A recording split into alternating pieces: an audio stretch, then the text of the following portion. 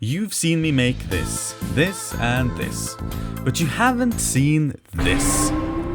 And this, and this, and this, and this, and this, and especially not this.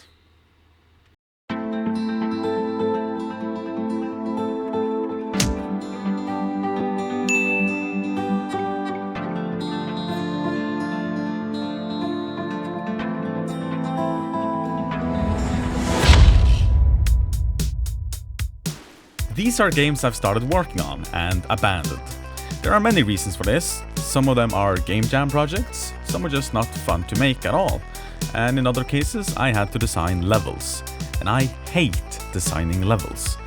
So today I thought we'd take a trip down my graveyard and take a look at some of these skeletons, and maybe you can inspire me to actually complete some of them. This is a game actually called Portal 3 in my project files, because it was heavily inspired by it. See, Portal has one awesome mechanic that the whole game is based around, and I wanted to make something similar. And so in this game you can do this. That's right, it's a gravity flipping game, and oh my god, I spent so long on this code. Not only can you jump on every wall, but you can jump on rotating spheres and moving platforms.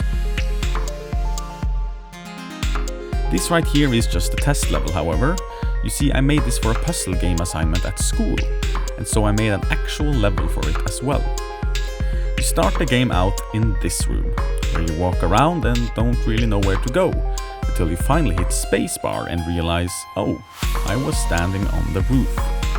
You then walk through this door into a corridor, where you look out the window and see that you're in fact in space. The next room is where I let the player test out this mechanic for real. The alarm is blaring in the background, and so you figure that you have to get out of this place. The doors, however, are blocked, and so there's no way to exit there. And so you move on to the next room. Here I've implemented a classic puzzle, which looking back at it now was a pretty stupid idea, as the game should focus on its one mechanic and nothing else, basically.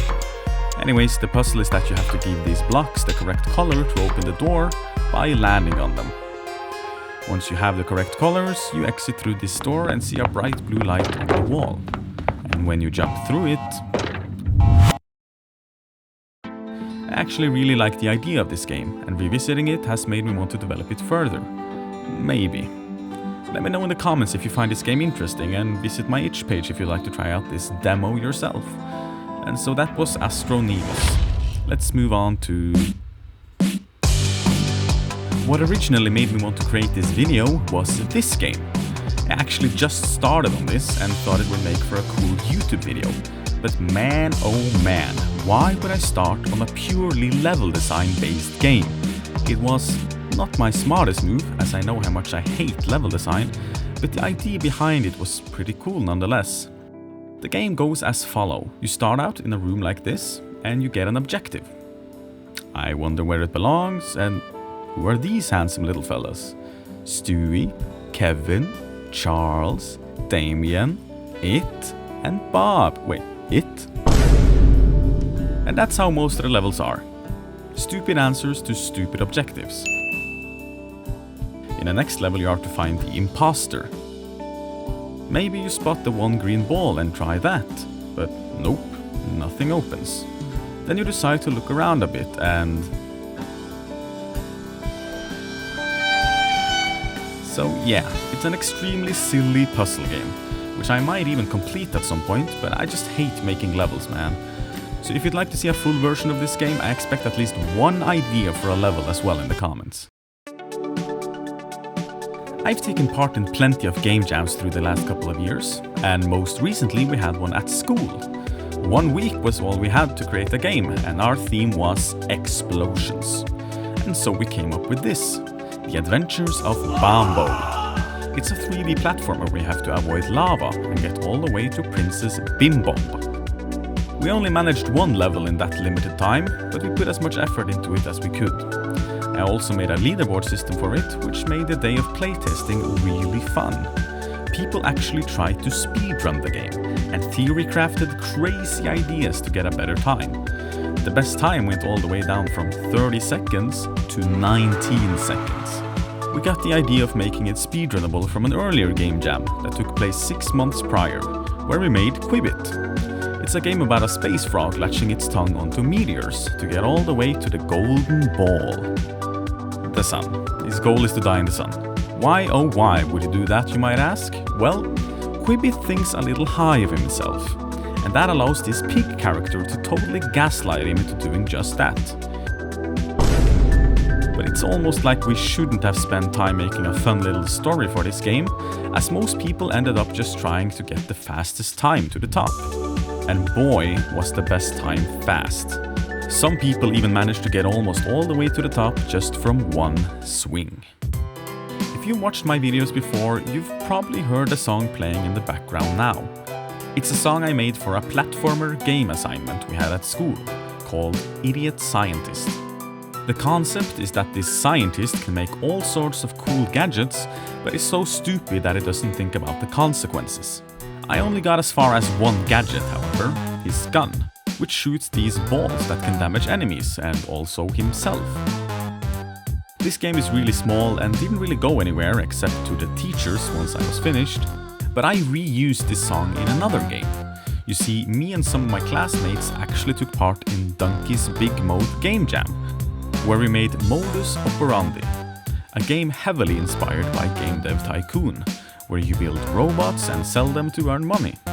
It's a really neat little concept, but as we had our finals at the same time of this game jam, we didn't really have much time to create a more finished version. But you can still make some pretty cool robots and get some pretty mean reviews. And it's out on itch right now if you want to try it for yourself, as well as Quibbit and the Adventures of Bombo.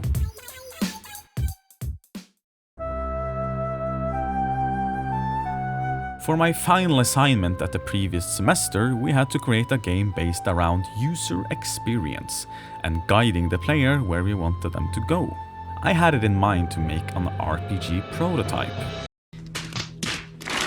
Yeah, I knew making an RPG takes forever, especially solo, but I tried anyway. The game starts you off here, where you can see a village to visit later and a road to follow. You can cast a magic missile spell, and there's some Easter eggs on the ground you can collect. When you follow the road far enough, you meet this farmer, which gives you a quest to collect these eggs. Collect quests are a good way to make the player find stuff they might not have otherwise, to show the player that, yes, there are secrets to discover if you explore, and you will be rewarded for it. And so I placed a little campfire in the forest with a spellbook that lets you unlock the Fireball spell. Further on, you'll find the second and the last human you'll ever see in this game, which gives you a quest to kill some wolves. And that's basically the whole game. And I made some cool music for it as well that you can hear in the background. I had some cool ideas in mind for this, but making an RPG just takes so much time, and so that's where it ended. A lot of people might see these games and think of them as wasted time or potential. Through my game developing journey, I have learned so much, just because I like to experiment with creating different things. I mean, these aren't even half of the projects I've started and abandoned, but they all add up to something in the end, and I can't wait to show all of you what I have planned for the future. But I can't really talk about that right now. But what I can say is this: if you want to create something, whether it's a game, a song, or a book, then just begin creating. Your first project won't be your last, and it definitely won't be your best. But it will be a stone in the sand that eventually forms your magnum opus.